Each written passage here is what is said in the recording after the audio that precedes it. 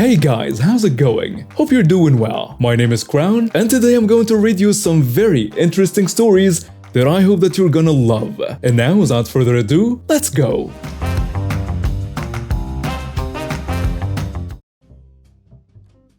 The story of karma/revenge against a very angry woman in a chip shop. This one takes place on a late afternoon shift, just before the dinner rush. So we had a manager and two servers in, including myself. An important note for this story is that I used to have my hair dyed a bright blue color for a lot of my time working at the shop, but had recently dyed it back to a natural brown as I was making my uni applications, and it was generally seriously high maintenance when you had to wash it every day as the color ran out way too fast. So we're all going about our business, taking orders and getting ready for the dinner rush. This lady comes in with her kids. Now she's a regular, not a friendly one, but we typically see her a few times a week. I take her order and my colleagues start making up her food. As I'm packing it up, she seems annoyed. So I ask if everything is okay with the order, as I'm concerned I've made a mistake and would rather rectify it then and there. She sighs and tells me that it's fine, but she misses having her order taken by the girl with the blue hair, as she was much faster and politer than me, and asked me if she still worked there and what days she works. My service has not changed. I'm still doing my job the same as usual. The only difference is my dyed hair. I'm also the only one with unnatural colored hair, so she's definitely talking about me. Now, as well as being able to tell from my face, as most of our hair is covered by hats anyway, who I am, we also wear name tags. Our names come up on the register when we take orders, and they print on our receipts as a way of identifying who took an order in the event of a problem. So I say thank you so much for the compliment. That's actually me. I've just dyed my hair, but I appreciate the comments on my service this time, and will try to improve. I've got another 7 hours left on this shift. I am super polite, as the last thing I want is for this woman to kick off right before the dinner rush when I'm still stuck here all night. She goes nuts, telling me that I'm committing fraud, that she's going to have me fired and possibly arrested, and even tried to rope my colleague in to admit that I am lying, at which point they slip out back to locate the manager who was cooking. How could I claim that I, with my terrible service, is the lovely girl who usually served her? Her kids are there also trying to insist that I'm clearly the same person, but she just keeps pushing them out of the way and yelling that "Mommy is handling this." I don't have the energy for this nonsense. I try apologizing. I even offer her a free drink for the inconvenience just to get her out of the store, but she's not having it and asks for my manager. He has been standing at the back with my coworker, literally pissing himself with laughter at this woman for the last 2 minutes, but puts on his customer service face and comes over. She starts demanding that I get fired. He just lets her rant for a while, then asks if she happens to have a receipt from a previous transaction with the girl she wanted to be served by. She pulls one out of her bag triumphantly, literally with a flourish, thinking she's got her way, and proves me to be the scoundrel she thinks I am. It has my name at the top, clear as day. He points to my name tag and has her read out the name on the receipt and the name on the tag, and she gets super flustered, but is way too far gone now to admit her mistake. Starts claiming I've stolen someone else's tag and that she'll have me arrested for identity theft. My manager at this point is totally done and tells her to get out and don't come back without a better attitude. For the next 9 months I worked there, as we're only the best and only fast food place in the local area. She stands outside sending her very embarrassed kids in twice a week so they can still get a takeaway. And of course, it's England in the winter. It rains a lot. It was a hot summer day and the sun was shining bright in the sky. The air was thick with the sound of children laughing and the smell of sunscreen. I, a 14-year-old boy at the time, along with my friends, decided to spend the day at the community pool to cool off and have some fun. We packed our bags with towels, sunscreen, and snacks and set off for the pool. As we arrived at the pool, we noticed a woman sitting on the best lounge chairs by the pool. She was dressed in some fancy clothes and had a very arrogant attitude. My friends and I didn't pay much attention to her and went to claim our spot by the pool. We settled down and started to put on sunscreen and chat about our plans for the day. As we were getting ready to jump in the pool, I couldn't resist the temptation and did a cannonball jump, splashing water everywhere. Unfortunately, some of the water landed on the fancy woman sitting on the lounge chairs, and we heard her scream, "Hey, watch it, you little brat!" I apologized and even offered to buy her a drink from the bar to make it up to her, but she wasn't satisfied. She started to make a scene and demanded that I be kicked out of the pool. My mother, who was also at the pool at the time, came over and tried to reason with the woman, saying, "I'm sorry about the splash, but my son didn't do it on purpose and he's apologized. It's just a little water."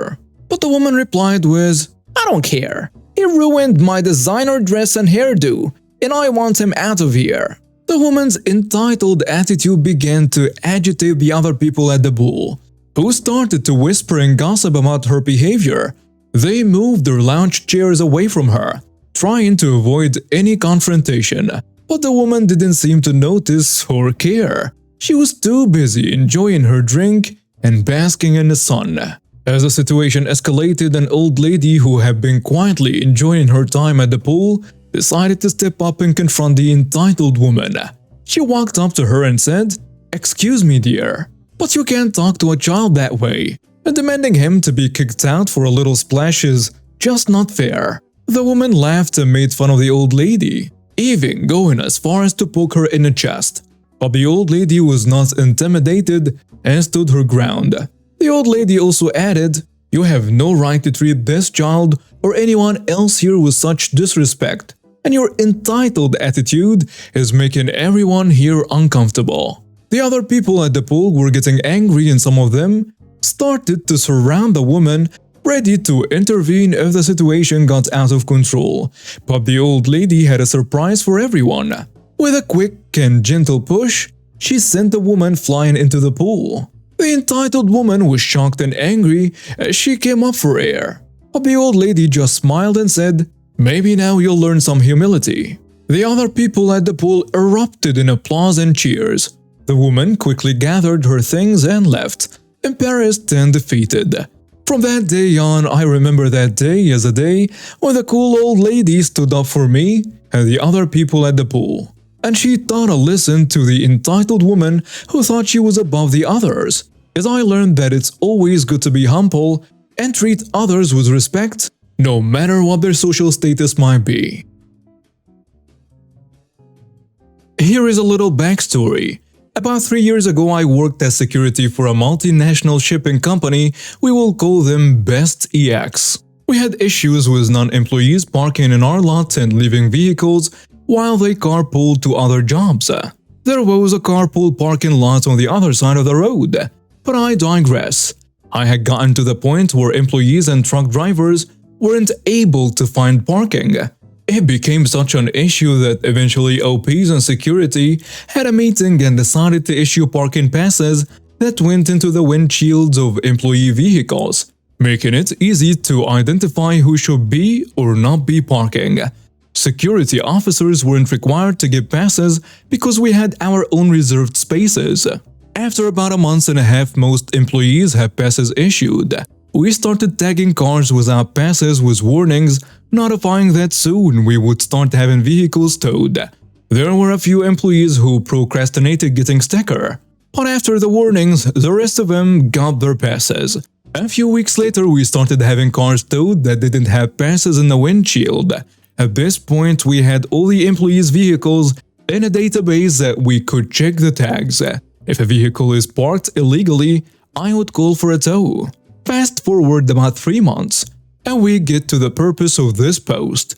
The towing company we contracted with to remove vehicles is in and out 3, 4, and 5 times a day, and they are getting to know me. Apparently, they hired a new guy who took the initiative and decided to cruise out the lot and decide on vehicles. I come out to check the lot just as he's finishing hooking my car up. My car is parked in a reserved space for security. "Excuse me, who called for a tow?" he says. I cruised a lot to check on parking passes. This car didn't have one. Well, you aren't authorized to do lot checks. We call when a vehicle needs to be removed. It's already hooked, so nothing I can do. It's going to the impound. No, it's not. That's my car. But it doesn't have a sticker. It gets towed. Security's vehicles are exempted because we have our own parking spaces. It doesn't have a sticker. It gets towed. At this point, I'm getting beyond mad. So I call my supervisor on the radio and ask him to come to the parking lot. What's going on here? The supervisor asks. This car doesn't have a sticker. It gets towed. That's my car. And I didn't call for a tow. Sir, why are you here if you weren't called? The supervisor asked him. I was checking the lot for parking spaces. Okay, but why did you hook a vehicle from the reserved space? If it doesn't have a sticker, it gets towed. Security's vehicles are exempted because we have our own reserved spaces. You need to release the vehicle right now. Let me call my supervisor then. He calls his supervisor and puts the phone on speaker. And his supervisor says, once the vehicle is hooked up, my drivers cannot release a vehicle without payment. Your driver has hooked the vehicle up illegally.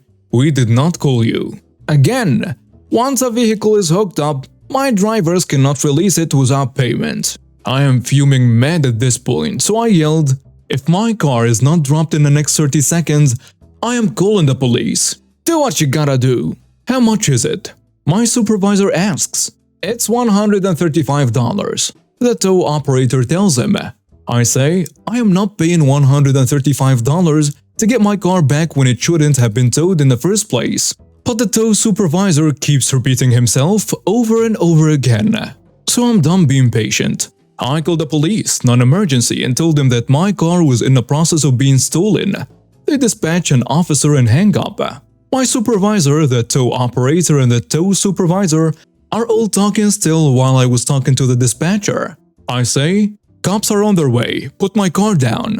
Well, I can't. My boss said to just wait for the cops. So we wait for about 5 or 6 minutes. Then a cruiser shows up. The cop comes to me and asks what's going on. And I told him that this operator showed up without being called and hooked my car for not having a sticker. I explained that my security vehicles were exempted since we had our own reserved spaces. I emphasized that this operator was not called. And the cop tells him, Sir, you need to release the vehicle. And the tow supervisor, still on speakerphone, says, once my drivers hook a car, they can't release it without payment. And my supervisor tells him, well, you weren't authorized to tow this car anyway. The cop says, Sir, you need to release the vehicle. Without authorization to tow, you are committing auto theft. Then the operator says, Okay, I'll drop it. Don't drop the car without payment. His supervisor tells him. And the cop tells the operator to hang up the phone. He does, and then finally drops my car. Security now is required to have parking passes now too. However, PX canceled the towing contract with that specific company. Let me just say that I hold no ill will toward the operator. He was just doing his job. But if security tells you to drop a vehicle that you're towing from a business for which they are security, you should probably do so.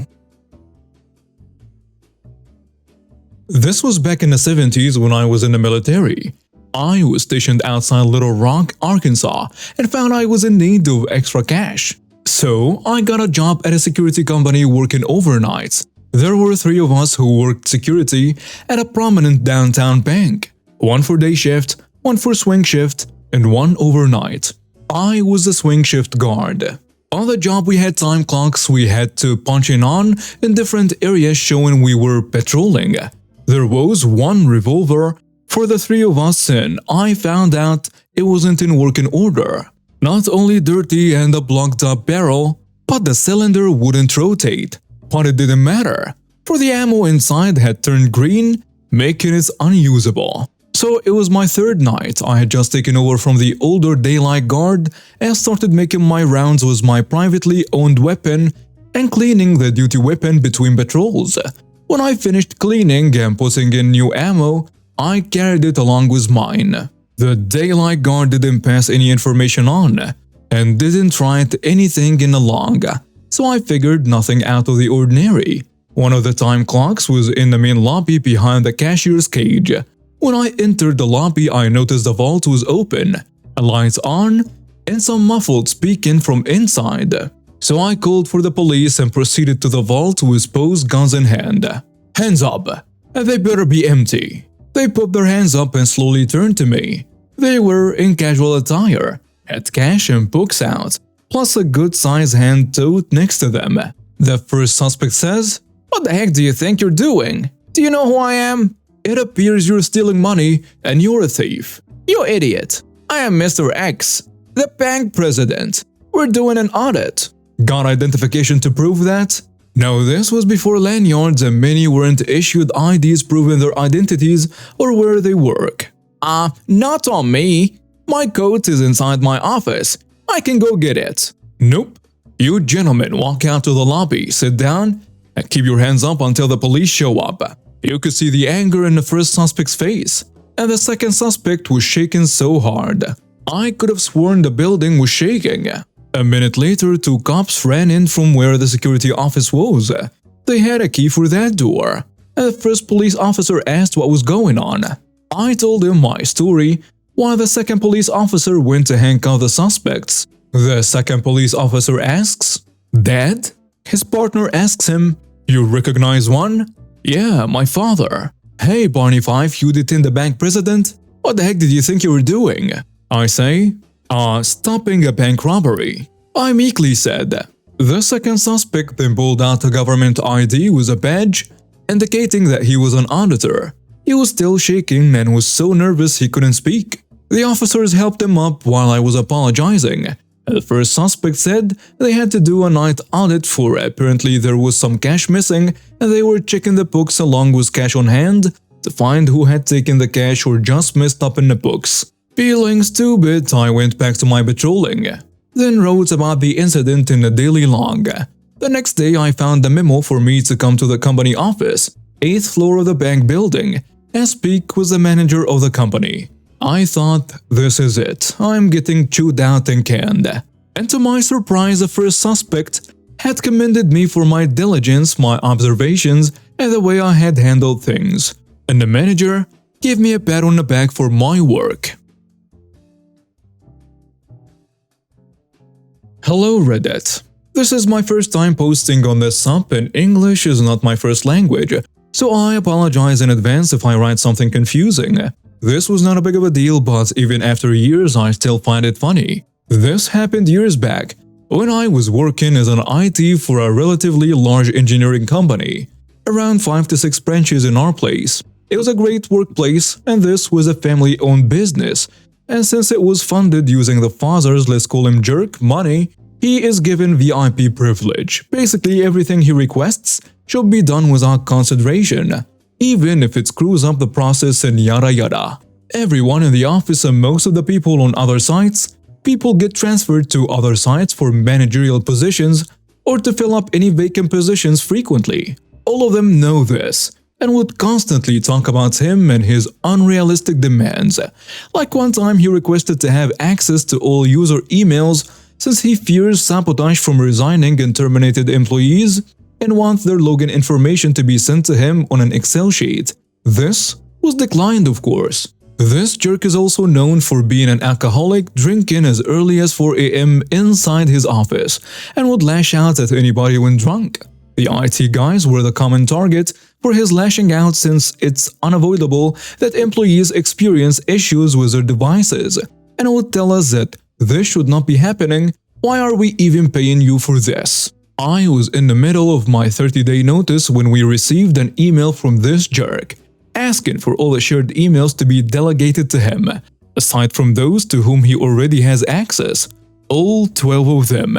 In case you're not familiar with Outlook, emails are stored locally in a file inside your device. More accounts you have access to equals or more than the storage space consumed. Even when there is a max storage space of 50 GB for these files, you can alter the maximum up to 300 GB, but we never do this. Well, we did it once for him. Our team has gone to the lengths of convincing him not to do it, since it would consume a big amount of space on his device. and we could delegate to him the emails he needs at the moment instead, then delegate some more later if a need arises. Basically saying his request is unnecessary, but nah, he wants them now. He wants them fast, and he wants them stored inside since he wants to look at the emails, even without the internet on. Since we realized there was no convincing this jerk about the risks, a malicious compliance knocked on the door, asked to be let in, and took a crap on the floor. All shared folders were delegated to him, having around 20 to 30 gigabytes of emails and attachments each, configured to automatically download and be saved locally. The next day we got a request to procure another laptop for the jerk. Turns out while the emails were syncing, it got to a point where his storage was bottoming up. The device was starting to freeze a lot, and whenever he tries to delete other files just to make up available space, it will get replaced by the emails that are being synced in. He got so frustrated that he punched a hole on the screen.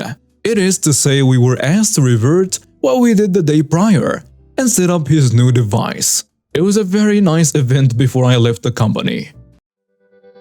And now we have reached the end of today's stories. Thank you for watching and see you next time.